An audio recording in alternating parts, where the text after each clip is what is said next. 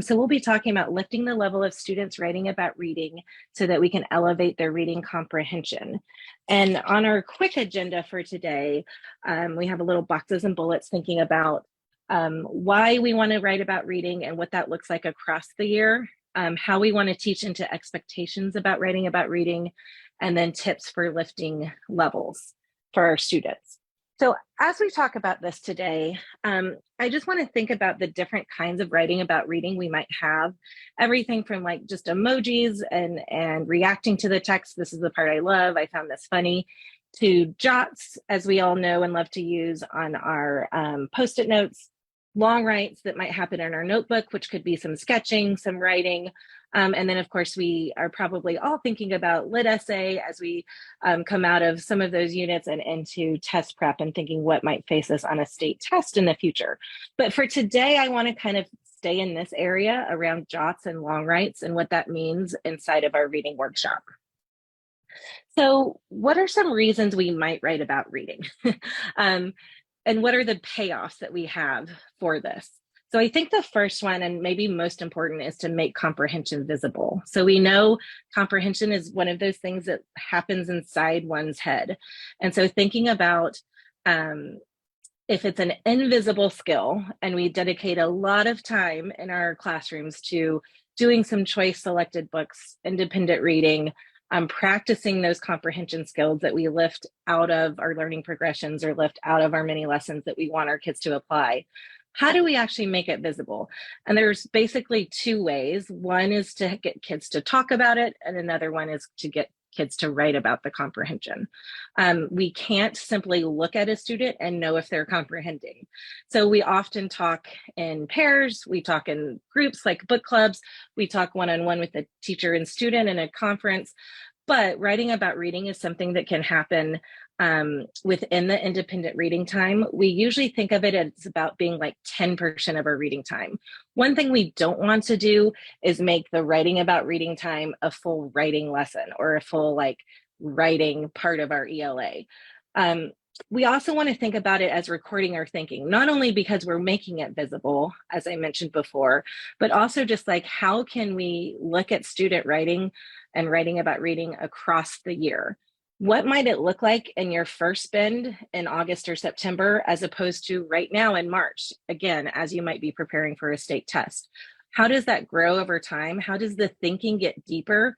Not necessarily longer, because we're not thinking about necessarily volume with writing about reading like we might be inside the writing workshop class itself, but really how can those comprehension things grow and deepen across the year? Another reason we might write about reading is to track student growth. Again, it's kind of paired with that recording of their thinking, but what are we noticing across the year that our students are doing well? What do we need to teach into? What do we need to reteach? And then what are they doing well that we can think like, okay, great, they've got it, we can move on. So just thinking about progress and growth over time inside of writing about reading really helps track growth and comprehension levels. Another big payoff when we think about writing about reading is just lifting that reading and writing connection always. So the recursive nature of reading and writing, the reflective nature of reading and writing, and just thinking about to read more helps us to write, and to write more helps us to read. And as simple as that sounds, we do need to be thinking about this explicitly. And I think maybe that's where this 15 minutes can lead us. And then the last part is just practice. We know students need practice in all forms of reading and writing. And this is one area, again, where we can teach into and teach explicitly outside of the writing workshop and inside of reading workshop. So one thing I was thinking is about how we can teach into expectations for writing about reading. Again, I mentioned that oftentimes in writing, we're definitely hyper-focused on explicit teaching of what writing looks like. But in writing about reading, it could be, and maybe this is just me, but it could be like, you don't often have times to look at jots, or you don't often have time to look at the notebook writing to inform the comprehension. And so I think one way we can do this is to study micro progressions about writing about reading. And when we do that, as teachers, we're thinking, where are my kids right now? and what are the next steps? So I thought we could spend some time diving into this. And maybe this is something you could even take back to your teams to try to study in the future. So again, we're looking at a micro progression about writing about reading. This is one I just happened to make kind of using things that are probably already out there, and I added my own flair to it. This could be different depending on the grade you teach. This could be different depending on the time of year. What are the expectations we have? Like I said, in first semester when it's September versus expectations we have now versus expectations in May or June. So this could change. But quickly, just thinking, 1-star writing, again, jots or a little bit longer writes in notebooks, might be retelling. It could be reactions to the text. I thought this part was funny because it could be some simple note taking if we're thinking nonfiction. A 2-star writing could be writing about story elements. Who's actually taking the character trait work and using it and applying it to their book? Who's making some predictions with follow-up, and questions with follow-up? And I think the follow-up is really the key, thinking about not only am I predicting and doing some questions, but it's not random. I'm using it with intent so that my reading has purpose to it. I'm using the writing about reading to really push what my thinking and comprehension will be as I continue to read. A 3-star jot or short, long write in a notebook might be, how am I growing new ideas as a student? And we all know and love the charts of like ways to push your thinking. So doing some of that work beyond, again, just retelling or beyond simple, like the characters doing this. How am I using text evidence now to support my thinking? And how am I doing some synthesis work around the text? So you can see we're getting deeper into comprehension and even deeper into some like Bloom's taxonomy type levels. 4 stars could be like, how am I using quotes to support those new ideas? So not like random quotes, but just thinking, okay, I'm growing this idea. I have some evidence, but now I can directly quote quickly in my jot or in my notebook. We also might be thinking about authors' techniques and craft, as well as some analysis. Again, this is just one example. You could create your own across your grade level or with your teams. And it might be nice to even think about what does this look like across 3-5 in your school. Okay, so this is sort of a progression. I'm about to take it off the screen, but we'll look at it again in a second.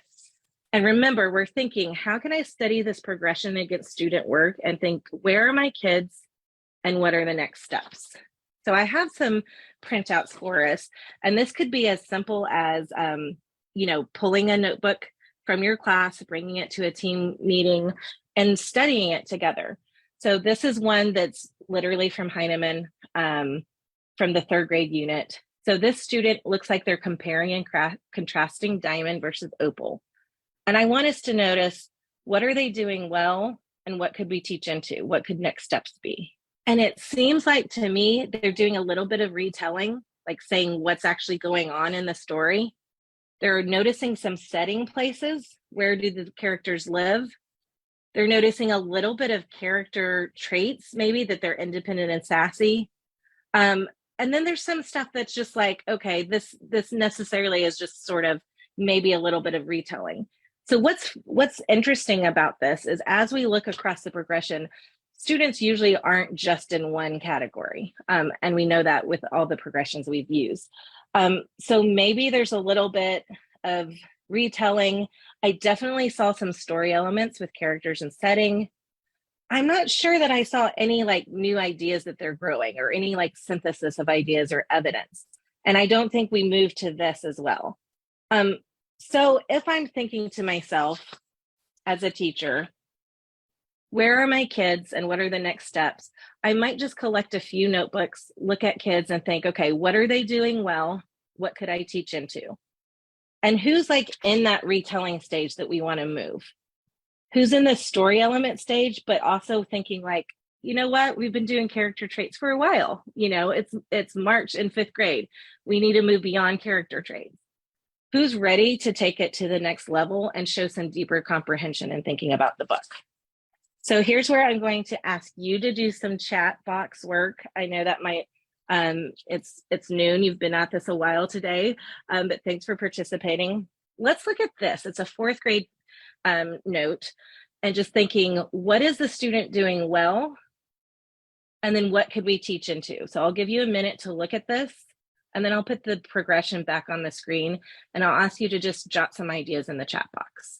Okay, so what are you noticing the student doing? And it might not be from this exact progression, but what do you notice the student doing well? Yeah, original thinking, synthesizing, even stating my new big learning is great.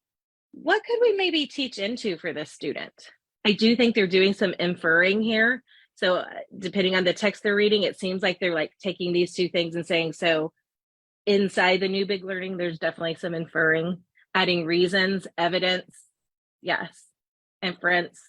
And again, without being like a lit essay, right? This is not the time to write like 2 pages of the American British, conflict here. This is just like, here are my notes, but I could just quickly add some evidence at the bottom, right? So let's look at it in a different way. So thinking about teaching into expectation, drawing conclusions later, yep, asking questions. We could also think of it from this student view.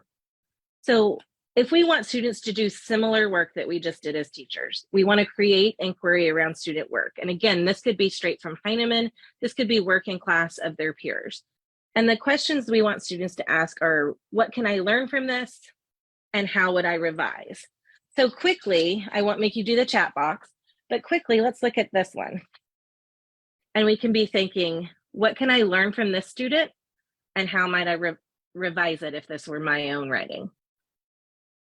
So I see some cross-text synthesis. I see some work around theme, but I don't see necessarily growing a big idea unless you count the arrows, because I do think arrows and some of the sketching and drawing that can accompany writing about reading is helpful, right? And it shows some deeper thinking as to how these books connect. But I think it could also be something that we push our students to like state and make a quick jot about, maybe it's like make a claim about how these books are connecting. So I think there's always room to push our kids. So let's just think now about lifting the levels of our writing about reading and what that might look like. I'll give you some tips to kind of carry away with you for now, again, as you're in test prep, but also think about how can we do this across the year. So one tip is to use writing about reading as a formative assessment. What are these things that we notice our kids doing like we just did? That was a very quick look at student writing as a teacher perspective or from a student perspective. And we can use those things to inform our teaching for the very next day, pulling small groups, thinking about conferences, and even thinking about adjusting mini lessons for the whole class. One tip is to model inside of read aloud. And we often model the think aloud part. We definitely model the metacognition and the comprehension, but I wonder if we model like writing about reading as much. And so if we want students to do it, we know we have to model and demo it. Along with that idea of modeling, we want to think about using video read aloud text. Because think about the students that are below level or even well below level. We still want them to be exposed and to be able to use grade level text and grade level skills and strategies. So to do that, one way we can scaffold is to use video, whether it's in fiction or nonfiction or narrative nonfiction, and think, okay, if we know about our bands of text complexity, we can think through students in 5th grade reading on a 2nd grade level or even 3rd grade level aren't going to have character, relationships, and motivations and change even. Sometimes if they're reading 2nd grade level books, it's a very static 2D character. So in order to get them to do that level of complexity on a 5th grade level, we want to expose them to 5th grade level text so that they can practice those skills and strategies. So modeling with video read alouds, but then having them still write about that reading. I will, yes. I think I might, if I can zoom out. Sorry, that was to the chat. Another tip is just to use a demo notebook along the way so that they have models of writing about reading. And I encourage you to do this across the day. For those of you that read or that teach other subjects, thinking about how does that work in social studies and science, not just inside my ELA classroom. And then last but not least, using anchor charts as lean prompts.